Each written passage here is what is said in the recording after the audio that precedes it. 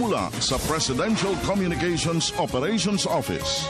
Kasama ang Philippine Information Agency, Philippines News Agency, Philippine Broadcasting Service, Radyo ng Bayan, IDC, at Telebisyon ng Bayan.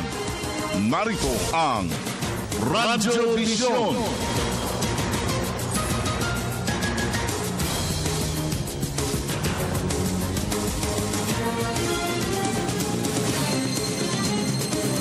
Isang makabuluhan, mapayapa, masaganang umaga. Luzon, Visayas, Mindanao. Saan man kayo naroon, anuman ang iyong ginagawa sa mga oras na ito, samahan po ninyo kami sa isa na namang edisyon ng ating Radyo Vision sa Media ng Bayan sa araw na ito ng Huwebes, Pebrero 25, 2016. At syempre pa makakaagapay po natin sa ating People's Television Channel 4 ang ating po namang Mr. Audrey Gorisata. Mr. Audrey, good morning!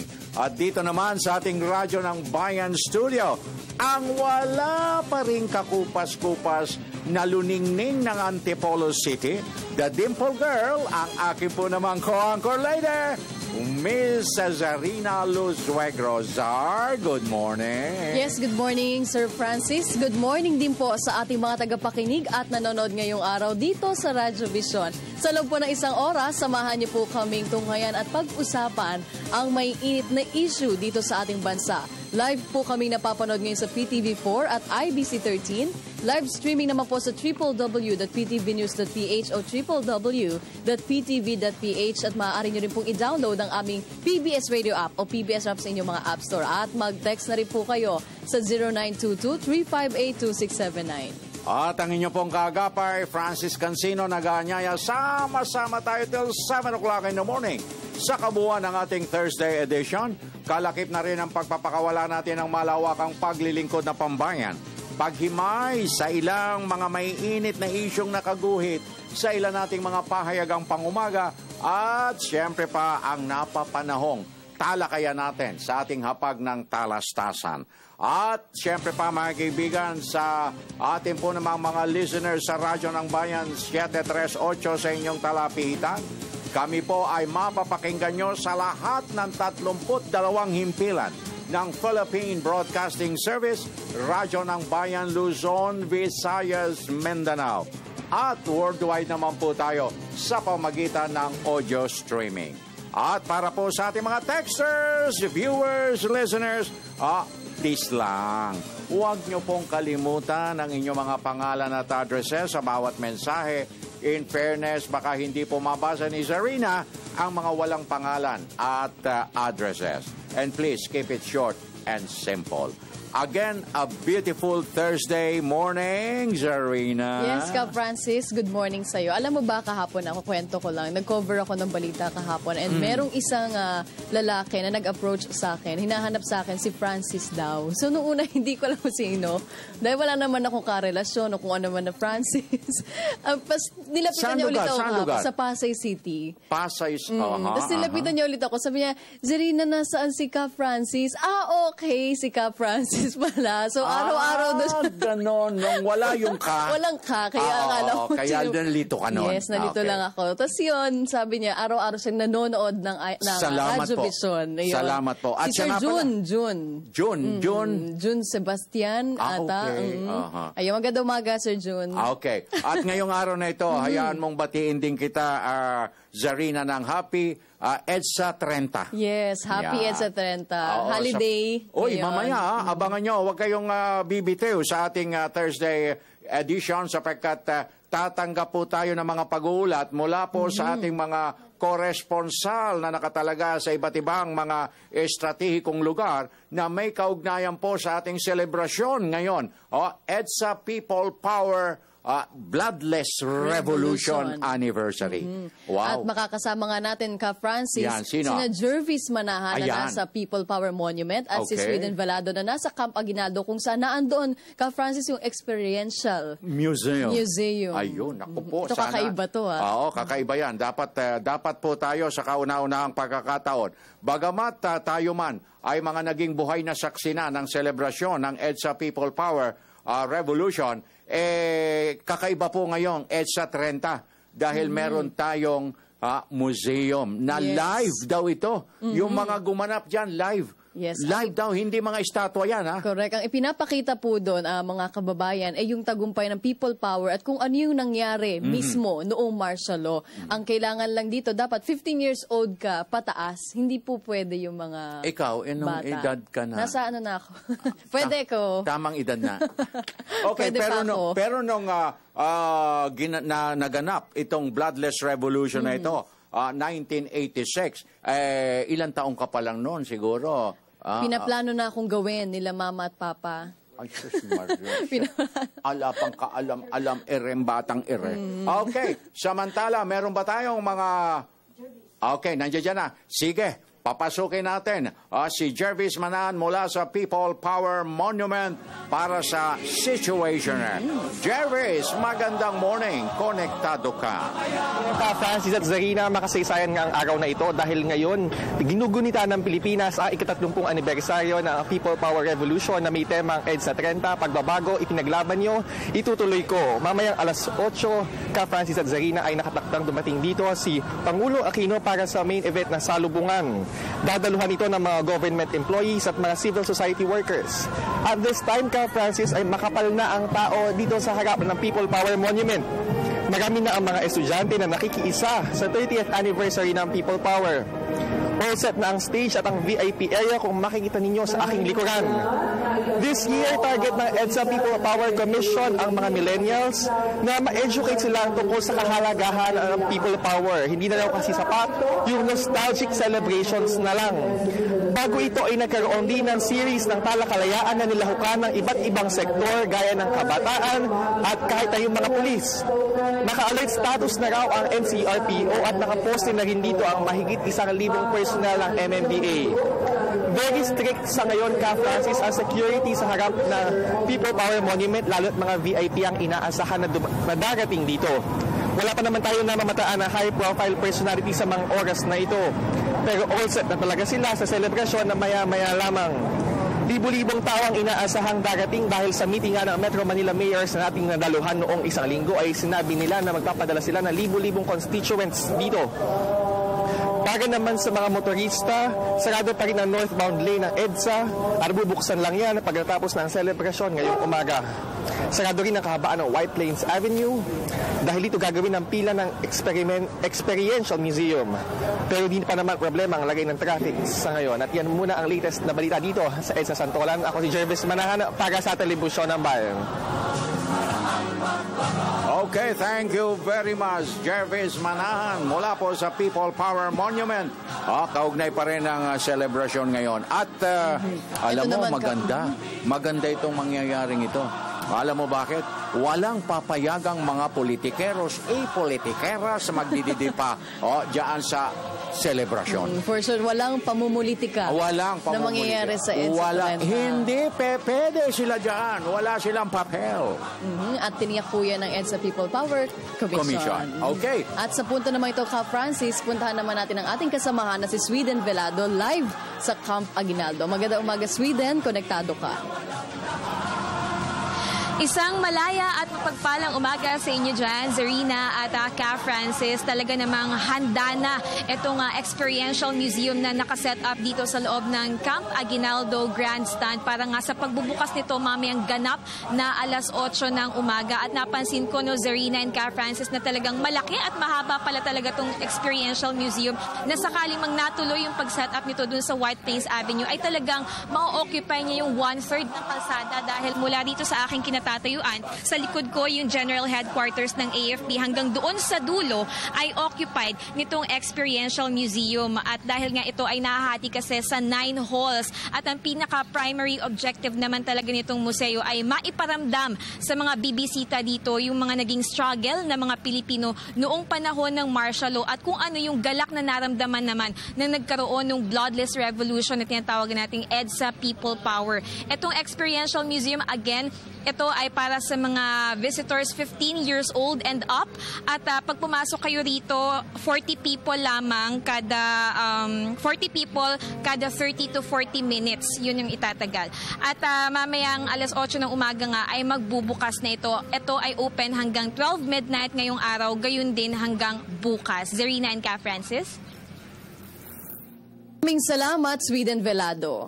Okay, tuloy-tuloy na tayo. 10 minutos, 30 segundos na makalipas ang alas 6. At bago ang lahat, syempre pakawalan mo na, Zarina, ang ating words of wisdom for today. Ating words of wisdom ngayong Thursday morning ay there is no hope, or where there is no vision, there is no hope. Sa Tagalog po, kung walang bisyon o pananaw sa buhay, walang pag-asa. Mula po yan kay George Washington Carver. Aba, talaga naman, totoo yan.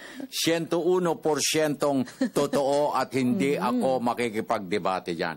Kapag wala kang bisyon o pananaw, walang pag-asa ang buhay mo. Parang wala kang direksyon. Wala na. Stalemate wala ka na kang doon. pupuntahan. Wala na. Wala kang balak na gawin sa buhay. Pag tanaw mo sa kanya, na vision mo na soul partner. So, may pag-asa. Magandang pag-asa mo sa hinaharap. Okay, tuloy-tuloy na tayo mga kaibigan. At narito na. Pupuntahan na natin si Mr. Audrey Goriseta para sa unang bulusok ng mga balita. Pero bago yan, narito muna ang ating mga headlines. Hatid ni Emil Carion.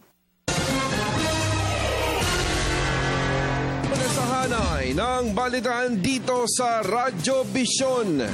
Pangulong Aquino bumiyahe naman papuntang Nueva Ecija para inspeksyonin ang mga pangunahing proyektong pangkaunlaran sa probinsya. Alert status ng buong puwersa ng PNP-NCRPO. Itinaas na sa full alert para matiyak ang seguridad sa paggunita ng ika-30 anibersaryo ng EDSA People Power 1 ngayong araw. Malacanang, tiniyak ang pag-usad ng proseso para maipagkaloob ang tulong sa mga naging biktima ng martial law. Senadora Cynthia Villar, ikinadismaya ang malaganap na rice smuggling sa bansa. Paghahanda ng University of the Philippines Cebu, puspusan para sa pangalawang presidential debates. Siksik at mainit ang mga balita kasabay ng inyong almusal dito sa Radyo Vision, Media ng Bayan. Magandang umaga, Luzon, Visayas at Mindanao. Matapos bumisita sa Bulacan kamakailan, bumiyahe naman kahapon papuntang Nueva Ecija si Pangulong Aquino para inspeksyonin ang mga proyektong pangkaunlaran sa probinsya. Kabilang sa mga naturang proyekto ang electrification program o ang mga pagpapailaw sa halos 1,200 sityo sa gitnang Luzon. Samantala, ngayong araw ay gugunitain ang ika-30 anibersaryo ng EDSA People Power Revolution. Ayon sa Pangulo, nakahanda na ang lahat para sa naturang okasyon. Samantala, itinaas na sa full alert status ang buong puwersa ng National Capital Region Police Office o NCRPO upang matiyak ang seguridad sa paggunita ng ika-30 anibersaryo ng EDSA People Power ngayong araw. Sa pagdideklara ng full alert status, nangangahulugan itong kanselado na ang leave at day off ng mga pulis sa Metro Manila. Ayon kay NCRPO Chief Police Director Joel Pagdilaw, naka-standby na ang buong puwersa ng NCRPO para sa deployment at kasado na rin ang security at public safety plan na ipatutupad ngayong araw. To date, wala pa pong inisyong kahit anong rally permit ang Quezon City, Mandaluyong at ang Pasig. So wala po tayong natanggap na kahit ang impormasyon na nagbigay po sila ng permiso sa kahit anong group na nag-request for permit. Samantala, kasama naman sa programa para sa EDSA People Power Anniversary ang FA-50 jets ng Philippine Air Force. Balita mo kami, Waywaya Makalma. Kung ikaw ay nakatira malapit sa Camp Aguinaldo at Campo Crame, 30 taon nang nakalilipas at kapag nadidinig mo na may mga lumilipad na eroplano ng militar, ang karaniwang mararamdaman ng mga sibilyan ay takot. Ito ay dahil maaaring sumiklab ang gulo laban sa administrasyon.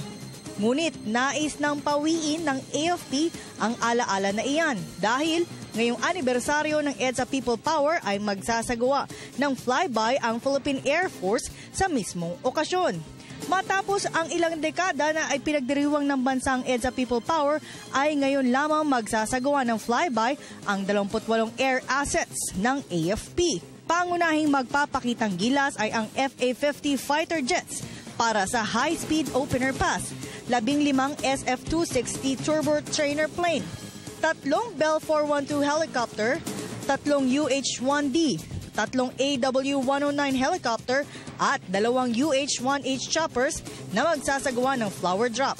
Yung kanila kasing pagtingin noon, we are a very close, secretive organization na the camp is off limits to civilians, no? Your armed forces is very transparent. Ayon kay Colonel Noel De Toyato, nais nilang ipakita sa publiko na malaki na ang pagbabago ng armed forces lalo na patungkol sa kanilang mga air assets. You know, yung flyby na already scheduled for the EDSA celebration is just to highlight the AFP transformation and capability. So yun ang purpose nun.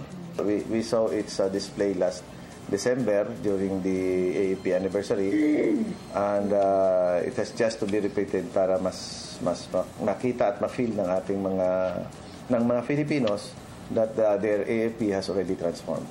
Samantala, walang nakikitang banta sa seguridad na namomonitor ang militar para sa EDSA anniversary.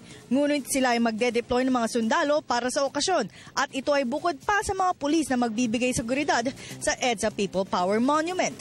600 sundalo naman ang makikilahok sa Unity March at sa salubungan na magmumula sa Army, Air Force at Navy. Sa mga nais na makita ang Experiential Museum sa loob ng Campo Aguinaldo ay sa Gate 5 maaaring makapasok. Ito ay matatagpuan mismo sa White Plains Avenue malapit sa People Power Monument. Dagdag ni De Toyato na ang mga namamahagi ng pass para sa museum ay ang EDSA People Power Commission. Dahil ito ay hihilingin ng military police bago sila makapasok ng kampo. Hiling lamang ng AFP sa mga nais makita ang Experiential Museum ay sumunod sa mga regulasyon na ipinapatupad habang sila ay nasa loob ng Campo Aguinaldo. After the tour at the museum, they will have an opportunity also to have their pictures taken sa static and kinetic display of your upgraded, modern, capable armed forces just outside the Experiential Museum. Then after that, there will be more people na organized ng EDSA People Power Commission to come in. So to give way for those who are coming in, yung nakatapos na will be directed to go out of the camp. Just follow camp rules and regulations. Such as, sir? Yung mga basic, sir, na dapat malaman po. Yung mga provisions of the Communist Gun Ban is in effect. And may mga security personnel tayo na nakatalaga sa bawat gate, sa bawat corners na madaanan nila. Just follow the directions. Para sa Telebisyon ng Bayan, ako si Waywaya Macalma. Sa iba pang balita, nag-deploy ang China ng mga fighter jets nito sa Woody Island sa West Philippine Sea. Ayon sa isang US think tank, matatanda ang una nang nag-deploy ang China ng surface-to-air missile sa kaparehong isla noong nakaraang linggo. Dahil dito, mas nababahala ang international community dahil sa patuloy na military build-up sa West Philippine Sea.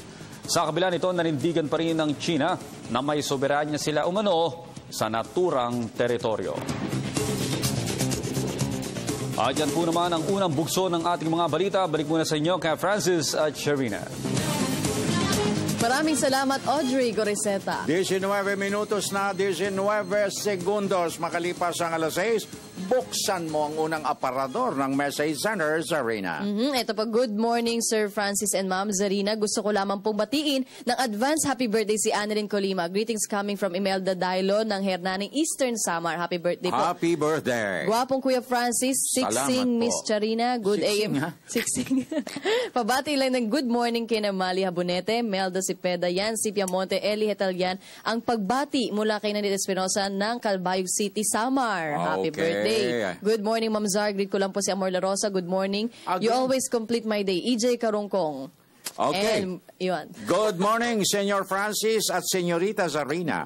Pakibati lang po ang aking Tito Gary Frederick Mondarte dyan sa DA Fort Taguig na nagdiriwang ng kanyang ika-28 kaarawan ngayong araw na ito, Pebrero 25. Ang pagbati galing kay Arabella Mondarte ng La Paz, Zamboanga City. Gracias, Senyor Francis y Senyorita Zarina. Kayong number 1 dito sa amin. God bless. Naku, maraming salamat po. Nakatataba ng puso yan. No?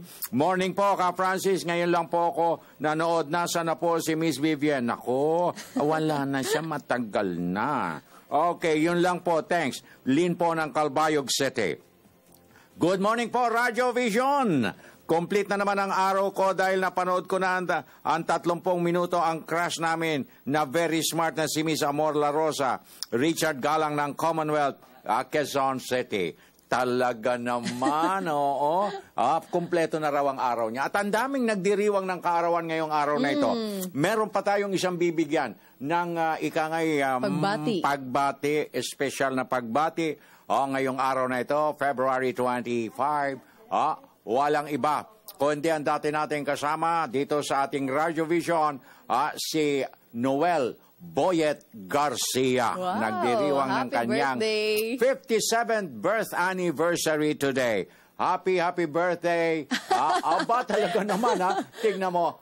Yan si Boyet. Yan pala si Sir Boyet. Patutel Garcia. Yeah. Happy birthday, yan. Sir Noel. Happy birthday. Happy birthday. And may you have many, many more birthdays to come. Good luck, good health. God bless you.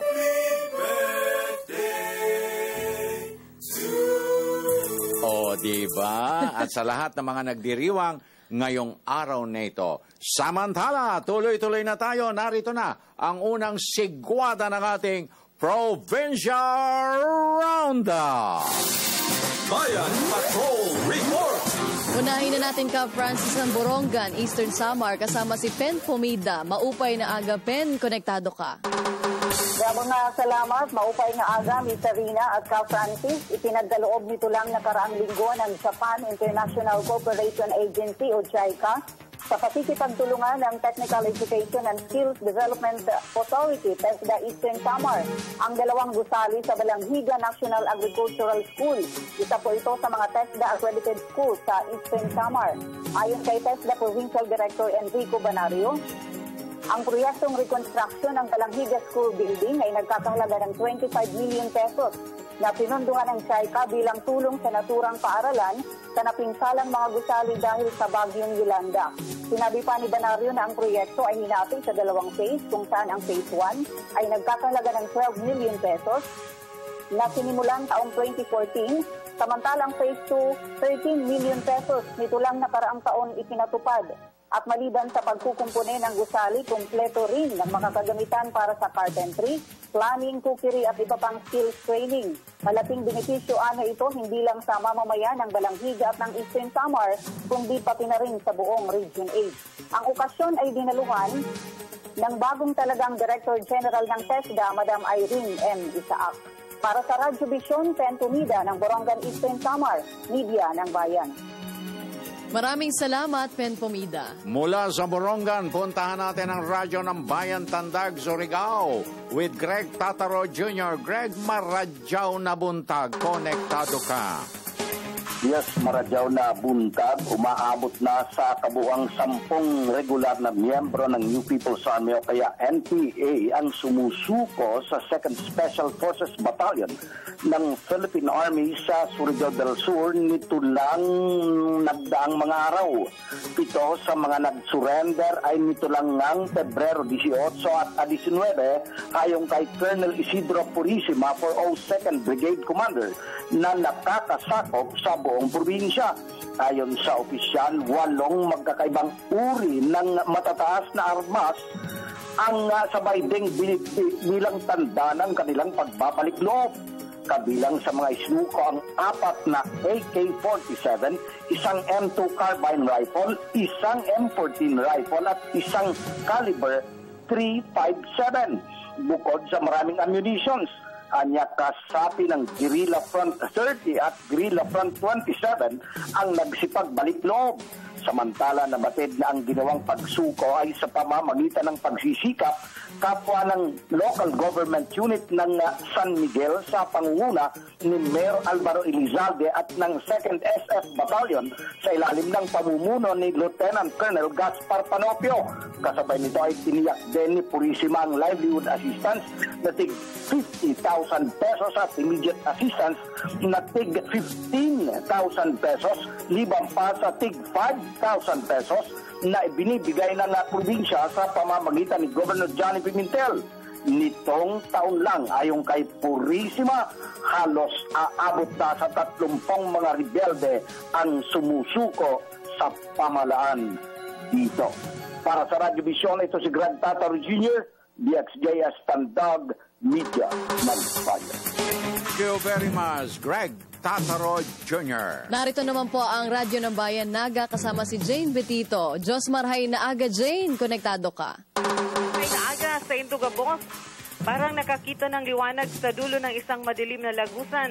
Ganito mailalarawan ang kasiyahang nararamdaman ng mga opisyal ng Bicol kaugnay ng mga announcements na ilang malalaking kumpanya ang interesado sa 171 bilyong pisong North-South Line ng railway project ng pamahalaan na ipatutupad sa ilalim ng Public-Private Partnership Scheme.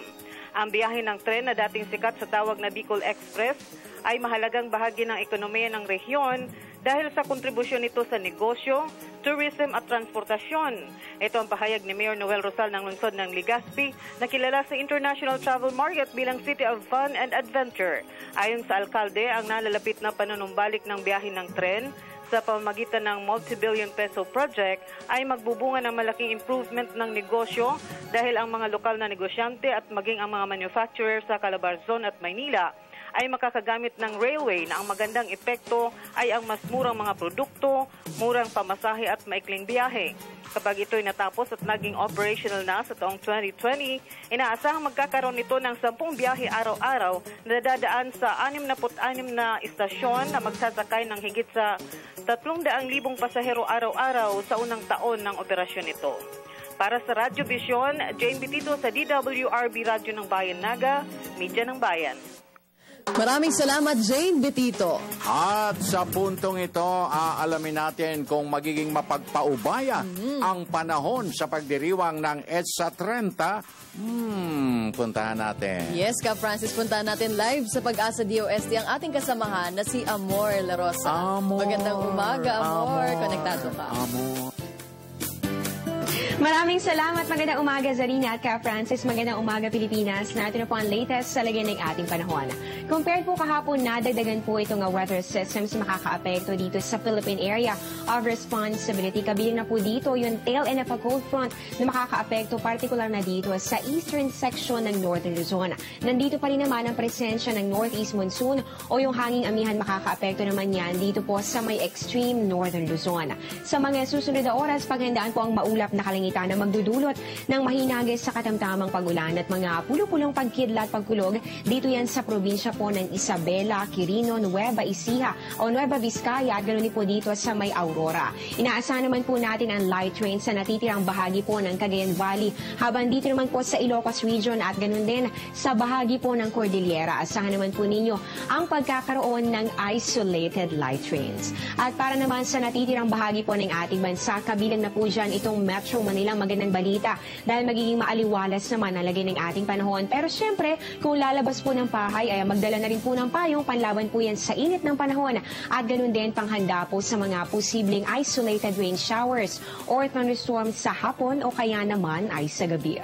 At dahil po dito sa northeast monsoon, muli po naglabas ng gale warning ang Pag-asa. Kabilang po dito ang northern and western seaboard ng northern Luzon at ganun din ang eastern seaboard ng Luzon. Ibig sabihin, sa mga nabanggit na areas, makakaranas po ng maalon hanggang sa napakaalong kondisyon ng karagatan. So hindi po muna pwedeng pumalaot ulit ito mga maliliit na sasakyang pandagat. Alamin na rin po natin ang magiging agwat ng temperatura sa iba't ibang bahagi ng bansa. Unahin po natin sa Luzon. For Baguio City, asahan ng 13 to 22 degrees Celsius. Habang dito naman sa Puerto Princesa, meron po kayong 24 to 31 degrees Celsius. Naman tayo sa mga residente po ng Tacloban, asahan ng 23 to 31 degrees Celsius. Habang dito naman sa Iloilo at ganoon din sa Bacolod, mataas na ang 25 to 31 degrees Celsius. I-check naman po natin dito sa Mindanao, magiging mataas po ang temperatura. Dito po yan sa may Zamboanga. Ibig sabihin may kainitan po ang lagay ng panahon. Inaasahan po ang 25 to 30 degrees Celsius. Habang dito naman sa Cagayan de Oro, asahan po ang 22 to 31 degrees Celsius.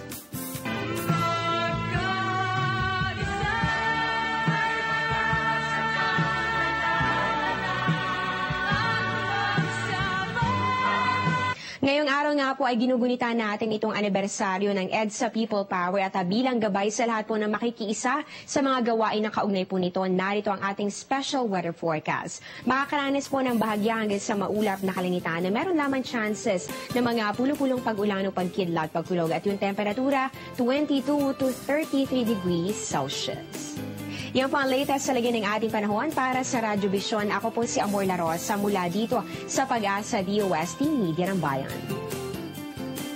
Maraming salamat, Amor La Rosa. Amor. Masaya na si EJ. Tuloy-tuloy na tayo. Masayang-masaya si EJ. Sa rewind at gunitahin ng pagdiriwang ng ika-30 taong anibersaryo, pulutin ang mga naging aral nito. Salamat mula kay Junjun Kalong ng Barangay Rawiz, Vilma's Kitchen, Calbayog City, konektado ka. Thank you. Magandang umaga po. Maganda at gwapong DJ. Si Jerry Gianan po. Ito ng West Garden, Bigaa, Biraca, Tanduanes. Napakaganda po ng inyong programa. Lagi akong nakatutok sa program ninyo. Maraming salamat po. Thank you, sir. Mapagpalat, masiglang umaga. Gwapong Sir Francis. Talagang ganda na reception nyo, ha? At lovely Ma'am Sarina. Ayon. Binabati ko lang ang DENR Senro Taytay, Palawan. Maraming salamat. Pilipinas, Malaya ka, Rodel Dorado ng Palawan.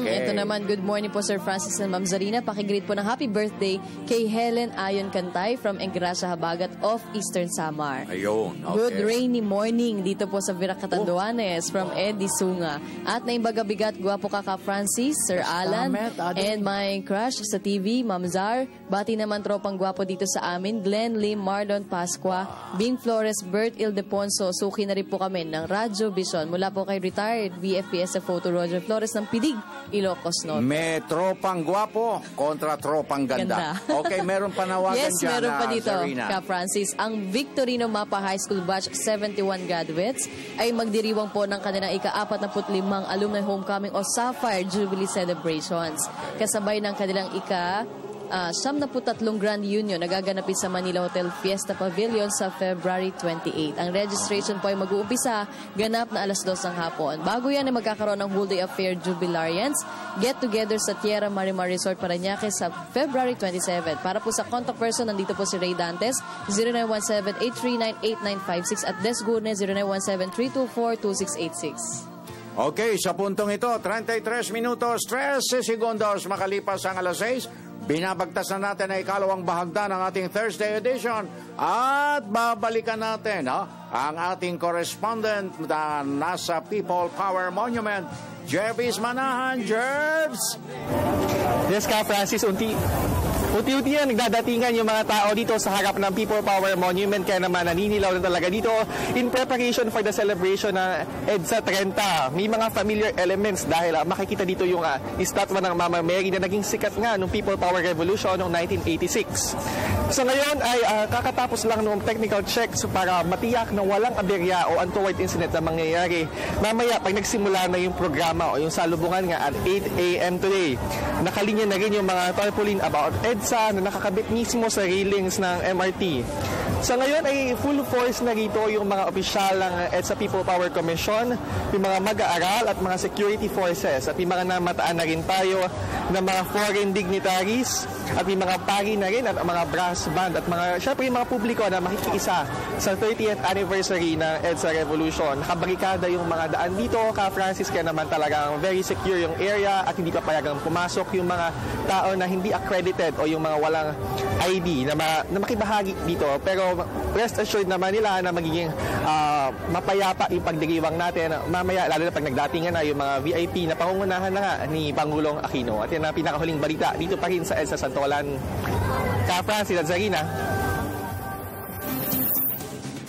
Alam mo, Jervis, natutuwa kami at sana nga yung pangyayaring ito na EDSA 30, totoo ba yung iginagaranti ng People Power Commission na talagang wala ka pang nakikitang kandidato, i-kandidatas dyan? Sa ngayon, wala pa naman tayo namamataan dito at syempre free pa rin from any political elements itong People Power celebration. Wala pa tayong nakita ng mga posters o kahit anong mga tarpaulins na nag-endorse ng mga kandidato. So hopefully wala tayong makitang pamumulitika na mangyayari within the day. Francis. Sarina, wala pa raw naligaw na mga kandidatos, i-kandidatas at walang tarpaulin. Very good.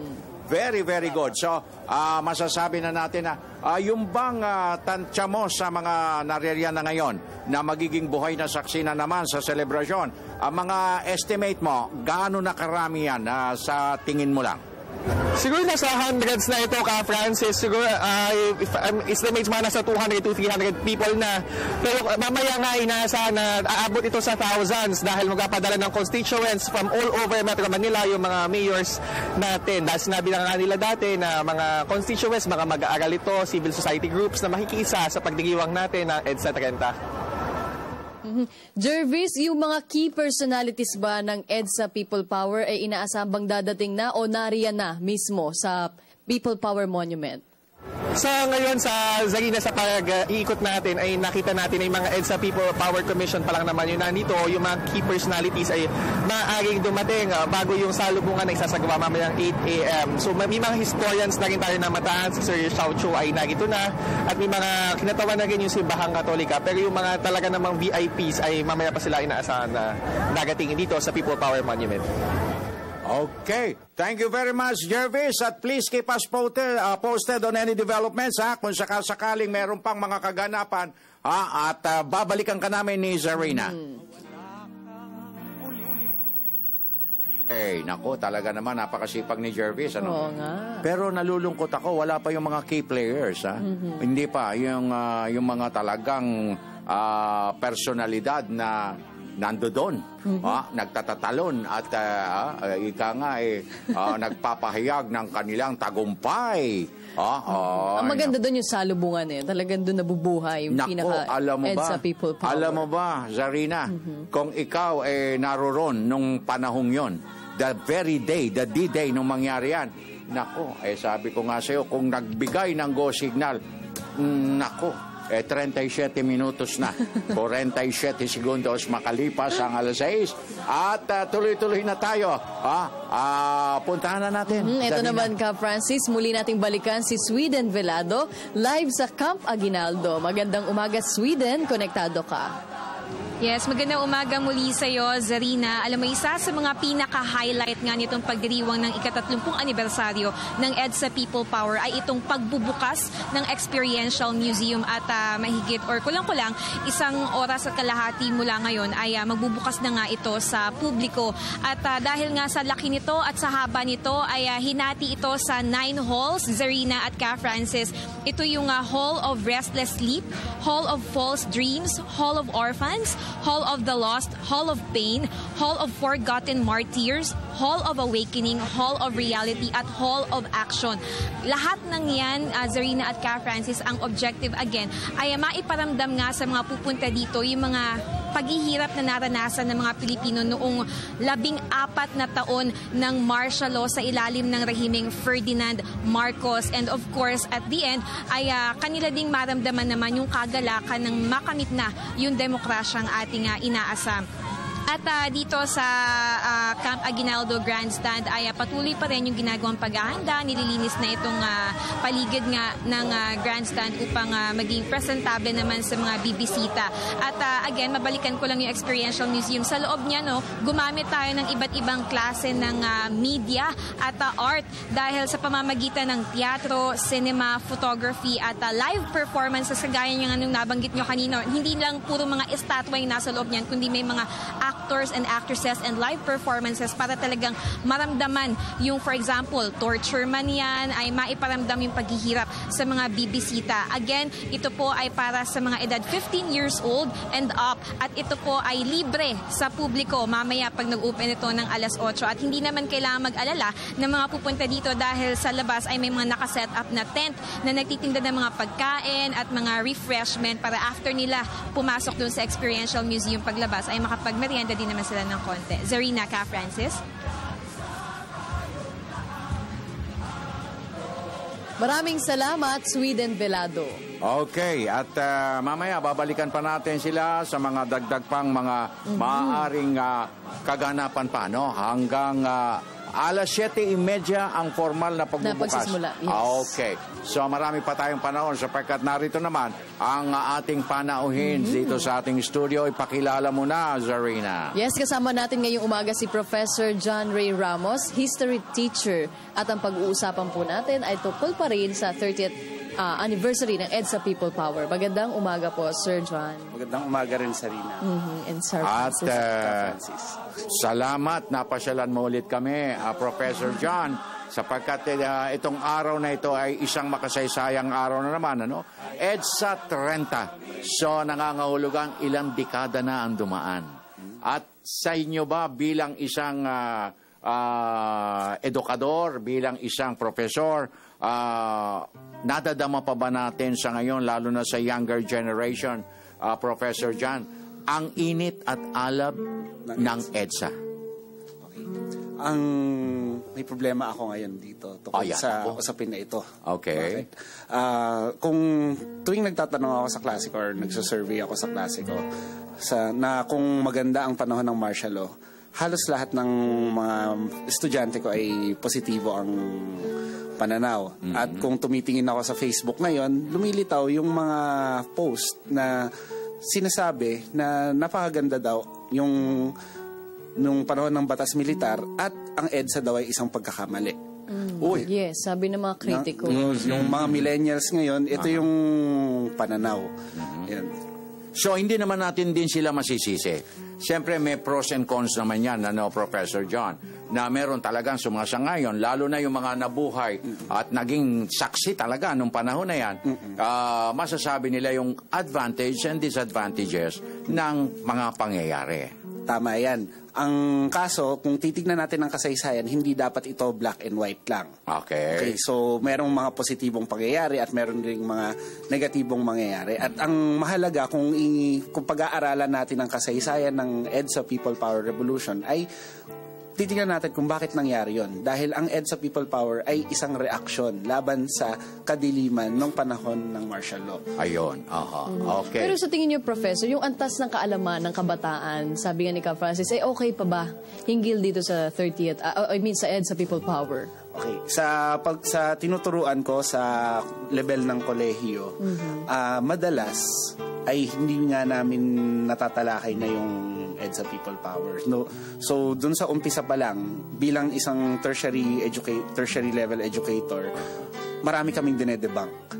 Okay. Dahil maraming yung mga alam ng mga kabataan ngayon tungkol sa kasaysayan ay medyo distorted or kumbaga outdated na yung pananaw. So mula yan sa panahon ng bago tayo masakop ng mga Espanyol hanggang sa panahon ng Revolution, maraming issues na kailangang i-debunk dyan. At dahil masyadong mahaba at komplikado ang talakay ng kasaysayan. Minsan, yung contemporary history natin, which includes martial law, ay hindi natatalakay or nadadaanan lang. Ngayon, ang nais nating bigyan dito ng ikangay mas malawak na perspektibo, Professor John, itong naganap na EDSA People Power, maituturing natin at sinasabi nga, ginaya na ng ibang bansa sa buong mundo. Naging isang magandang senaryo o larawan ng uri ng pag-aaklas sapagkat naroon yung mga katagang bloodless revolution. Dito sa iyo bilang isang profesor at bilang isang ikangay sumusubaybay sa mga kasaysayang naganap, ano ang indikasyon at ano masasabi nating isang magandang aral na nag-aklas, nagkaroon ng revolusyon pero ni isang patak ng dugo hindi dumanak sa lupa? Okay, dun sa eksaktong pangyayari sa EDSA, yung ilang araw ng paghihimagsik natin sa EDSA 30 years ago, pwede nating sabihin bloodless, pero yung landas tungo sa kalayaan o doon sa revolusyon na ito ay naging madugo. Maraming nagsakripisyong mga kababayan natin. Maraming mga sundalo ang namatay dahil sa conflict. Marami ang namatay dahil sa kahirapan. So, it has been a long road. At hindi para sa akin ay hindi dapat kinakalimutan yon. Na kumbaga naging bloodless ito dahil marami nang nag-alay ng dugo. Iyon ang mga nauna nun. Bago dumating doon sa punto ng pagsalubong ng mga nag-aaklas at ng tropa ng pamahalaan. Tama po yan. Yun. At isa doon nga sa mga nag-alay ng dugo ay si Ninoy Aquino. Ayun. Ayun. Professor John, sabi mo nga kanina talagang yung antas na kalaman ng kabataan medyo, kumbaga sabihin na natin tabingi na pagdating sa EDSA People Power. Ano ba yung dapat natin gawin para malaman nila yung kahalagahan nito at paano natin may pagpapatuloy yung diwa nito? Okay. Kung paano ko ituro or naiisip na ituro ang people power at yung panahon ng diktadurya ay kailangan ay maging experiential ito. Kumbaga, kung sa kasaysayan, kailangan natin, kung pag-aaralan natin kasaysayan, kailangan buhayin natin ito. Kailangan madama ng mga mag-aaral yung saysay nito at kung ano ba talaga yung naranasan ng mga kababayan natin ng panahon na ito. So, kung experiential ito, ipaliwanag natin sa kanila, ipa-imagine natin sa kanila kung bawal silang mag-Facebook at kung mag-Facebook sila ay ikukulong sila. Yung mga ganong analogy natin, yung mga kalayaan na ine-enjoy natin ngayon, ipa-imagine nyo sa kanila na wala ito noong panahon ng batas militar. Yun yung, kumbaga, mas ma-appreciate nila yung kalayaan natin ngayon. Pero ang mas gusto kong i-emphasize ay sa EDSA People Power na kung saan ang bayan ang muling may kapangyarihan sa demokrasya, ay hindi po natatapos ang role natin bilang citizens sa pagbabago nung natapos ang EDSA 30 years ago. Kumbaga, it's a continuing process na kung saan tayo ay makikialam or makikilahok sa pagbubuo ng ating bayan. Alam mo, Professor John, medyo ako'y may bahid ng kalungkutan din sa tuwing ipinagdiriwang natin at ginuginita itong People Power EDSA Revolution. Kasi sa tuwing araw ng pagdiriwang, nandiyan dyan yung mga key players. Nandiyan dyan yung mga personalidad na talagang naging instrumental o naging mga kasangkapan para maidaos itong malaking kaganapan na ito dito sa kasaysayan ng bansa. Pero yung kanilang partisipasyon para bagang sa tuwing anibersaryo lang. Sa tuwing ginugunita lang. Dapat sana itong mga key personalities na ito, key players, sila ang sinusundan natin hanggang sa ngayon sa pagpapakalat ng dagdag kamalayan upang patuloy na maging maalab ang damdamin lalo na ng bagong henerasyon, Professor. So, kailangan patuloy yung pag-aaral natin sa kasaysayan at kumbaga critical yung pagtingin natin na hindi rin ito kailangan or necessarily black and white na tanggapin natin may mga positibong pamana yung pinuno noon pero ang matindi dito is nawalan tayo ng demokrasya. Ayan. Nababanggit mo yung demokrasya. Okay. So, parang may nagtanong. Sa mga nangyayari sa ating bansa ngayon, do you think the Philippines deserve democracy or we deserve a dictatorship government? Okay, so sa pangyayari sa Pilipinas ngayon, ang masasabi ko, yung kailangan, ang mahalaga sa atin is demokrasya. At ang pursuit natin bilang isang lipunan ay yung isang landas tungo sa tunay na kalayaan, na ini-emphasize ko yan sa klase ko. Ano ba yung tunay na kalayaan? Babalikan natin yung mga sinulat or mga ideas ng Katipunan ni Andres Bonifacio, na kung saan ang kalayaan ay meron kang dangal bilang isang lipunan, bilang isang bayan, at meron kang tunay na ginhawa. Ibig sabihin, bukod hindi sapat yung tipong nakakaboto ka lang or may karapatan ka na nakagaranti sa papel. Kailangan ikaw ay may peace of mind, may ginhawa ka dahil kapayapaan ng sarili. Ayun. Ang problema is marami pa tayong mga kababayan na naghihirap and stuff like that. So, patuloy pa yung ating quest tungo dun sa tunay na kalayaan na ito. Hindi pa natatapos. Kumbaga, yung revolusyon ni Bonifacio at yung revolusyon ng EDSA. Well, at the end of the day, siguro, Professor John, nasa sa tao yun Lalo na kaming mga naging saksi ng diktatorya at saksi ng isang demokratikong pamamahala. Nasa sa atin na yun. Alin ba ang mas katanggap-tanggap sa atin? Di ba, Professor? Tama po yan. Okay. So, Zarina. Yes, Zarina kasi, hindi pa siya, ano pa lang siya. Pinaplano pa lang. Pinaplano pa lang siya. Actually, aaminin ko, ako din Pinaplano pa lang niya. Diba? Kaya kami, mas maswerte kami dahil naging saksi kami at patuloy kaming nagiging buhay na saksi. Buhay na saksi. Buhay. Living witnesses. Okay. So, pasalamatan natin. Ayun, maraming salamat po, Professor John Ray Ramos, history teacher, at yun nga po about sa EDSA People Power. Okay, at babalikan natin ang ating kasamang Mr. Audrey Goriseta para sa ikalawa na ba? Oo. Mga dagdag pang bulusok ng mga balita. Mr. Audrey, konektado ka. Go! Maraming salamat kay Francis. Sa pagpapatuloy ng ating balitaan, hinimok ng Commission on Elections o COMELEC ang Korte Suprema na tanggalin na ang temporary restraining order sa resolusyon nito na nagkakansela sa kandidatura ni Senador Grace Poe. Sa kabila nito, positibo pa rin si Poe na papanigan siya ng kataas-taasang hukuman. Balitaan mo kami, Ria Fernandez. Pinatatanggal ng Commission on Elections o COMELEC sa Korte Suprema ang Temporary Restraining Order o TRO sa mga resolusyon nito hinggil sa pagkansela sa kandidatura sa pagkapangulo ni Senadora Grace Poe. Maliban dito, hinihiling din ng poll body sa kataas-taasang hukuman na pagtibayin ang desisyon nitong i-disqualify si Poe. Sa kabila nito, kumpiyansa si Poe na sa kanya papanig ang SC. Naniniwala si Poe na kanyang napatunayan sa oral arguments ng korte na kwalipikado siyang tumakbo sa pinakamataas na posisyon sa bansa. Anya ipagdarasal niya ito, gagawin din nila ang lahat ng prosesong legal upang maipanalo ang kaso dahil ito umano'y laban din para sa mga batang napulot o yung tinatawag na mga foundling. Umaasa si Poe na agad nang maglalabas ng desisyon ng SC.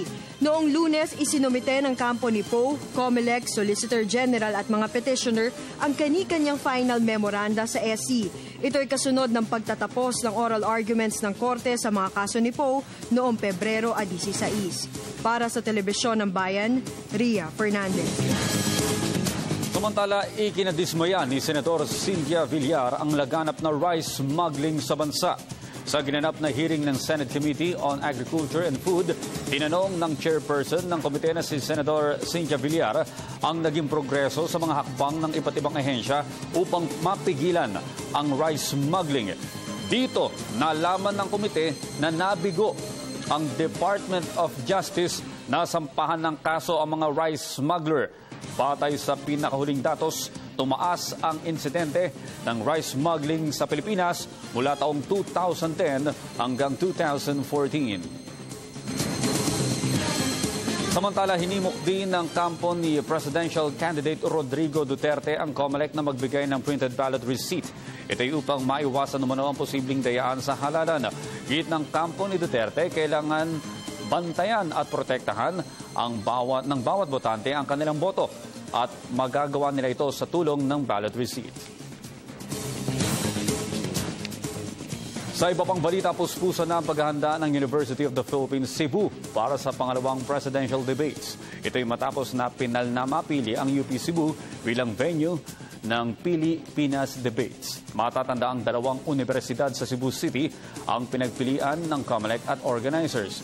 Idaraos ang susunod na pagharap ng mga kandidato sa pagkapangulo sa Performing Arts Hall ng UP Cebu. May 500 seating capacity ang venue at tanging mga accredited media entities lamang ang pahihintulang makapasok doon. Tiniyak naman ng organizers na pagbubutihin nila at aayusin ang mga nakitang gusot sa unang debate na idinaos kamakailan sa Cagayan de Oro City. At yan po naman ang aming mga nakalap na balita at impormasyon para sa Radyo Vision. Ako po si Audrey Goriseta. Balik muna sa inyo kay Francis at Sharina. Okay, thank you very much, Mr. Audrey Goriseta. Sa puntong ito, Zarina, puntahan na natin ang ikalawang sigwada ng ating provincial news. Right. Okay, narito na po ang Radyo ng Bayan Marawi kasama si Sora Sarigala. Assalamualaikum, Sora, konektado ka. Maraming salamat. Assalamualaikum Pilipinas na bahagi ng mga relief goods ng pamalaang panlalawigan ng Lanao del Sur sa mga residents na apektado ang nangyaring kaguluhan sa bayan ng Butig, Lanao del Sur. Ayon sa report ng Provincial Crisis Management Committee na pinamumunuan ni Governor Maging Talalong Ading Jr., mahigit 3,000 mga pamilyang apektado sa naturang insidente. Patuloy na minomonitor ng Provincial Social Welfare and Development Office ang kinaroroonan ng mga internally displaced persons sa nasabing lugar upang mabigyan ng mga ito ng tulong. Ayon naman sa tanggapan ng Municipal Disaster Risk Reduction and Management ng Butig, mahigit 7,000 bilang ng mga residente dito na lumikas din sa pag-atake ng pinaghihinalaang mga miyembro ng foreign and local terrorist group sa isang army detachment dito noong araw ng Sabado, 20 ng buwan kasalukuyan. Pinambangan din ng isa pang extremist group ang military convoy sa bayan ng Balindong, Kamakalawa. Posibleng maikaw na ito sa nangyaring insidente sa Butig na tumagal ng 3 araw ang pagitan ng putok ng militar at ng nasabing grupo. Nagpaabot din ng tulong at rehabilitation services para sa mga IDP sa dalawang insidente ang ERMS Humanitarian Emergency Assistance and Response Team. Ganon din ang ilang civil society groups sa lungsod ng Marawi at sa lalawigan ng Lanao del Sur. Para sa Radyo Vision, Sora Abdullah Sarigala, gamit CPF Marawi, Media ng Bayan. Maraming salamat, Sora Sarigala. Okay, ihabol natin Radyo ng Bayan Palawan with Goody Sarsagad. Goody, mayad na temprano, konektado ka. Maraming salamat ka, Francis at Zarina. Nagbabala si Palawan Board Member Winston Arsaga sa mamaya na iwasan mo ng sumama sa Manoy International Sanding Company na nangangakong magbibigay ng $1,000 sa mga miyembro nito. Ayon kay Arsaga, kahina-hinala ang katotohanan ng layunin ng grupo matapos nilang maisalang sa questionnaire noong Martes ang konsehal ng bayan ng Culyon na pinagmula ng reklamo na nakarating sa Provincial Board. Aniya tila yaman na naman umano ng dating Pangulong Marcos ang sinasabing pagmumula ng pondo ng grupong nakilala bilang New Jerusalem o C3. Dahil dito patuloy umano nilang iimbestigahan ang grupo at hihingi na rin ang tulong ng National Bureau of Investigation o NBI at CIDG upang mapatunayan kung peke o hindi ang naturang organisasyon. Sa ngayon, aabot na umano sa mahigit 12,000 Palawenyo ang nagoyo na maging kasapi ng naturang samahan. Para sa Radyo Vision, Goody Sarsagat, Palawan, Media ng Bayan. Thank you very much, Goody Sarsagat, mula sa Radyo ng Bayan, Palawan. At sa pamagitan po ng mga hanay na mga balitang yan, Zarina, we bring to a close. Pero batiin ko lang po, good AM, Ma'am Zarina at kay Ka Francis. Tama ko lang po, si June Javier po ako, hindi June Sebastiano. Diba? Mr. Nanonood talaga siya. Oo, nanonood. Mula sa The Pasay Mama. City. Thank you very much. Ayun, muli, maraming salamat po sa lahat ng mga nakinig at nanood ngayong araw dito sa Radyo Vision. Kung na-miss niyo po ang aming edisyon ngayong araw, manatili po kayo nakatutok sa PTV page sa youtube.com. At muli, ako po si Zarina Lusuegro. At siyempre pa, mga kaibigan, sa ngalan po ni na Mr. Audrey Goriseta, sina Jervis Manahan at sina Zweden Belado, ang inyo pong kaagapay Francis Cancino, sa ngalan pa rin ng Radyo Vision Family. Nag-iwan na isang mapayapa, masagana at magandang umaga. Have a fruitful Thursday ahead of us. God bless until tomorrow. Maraming salamat po. sit down.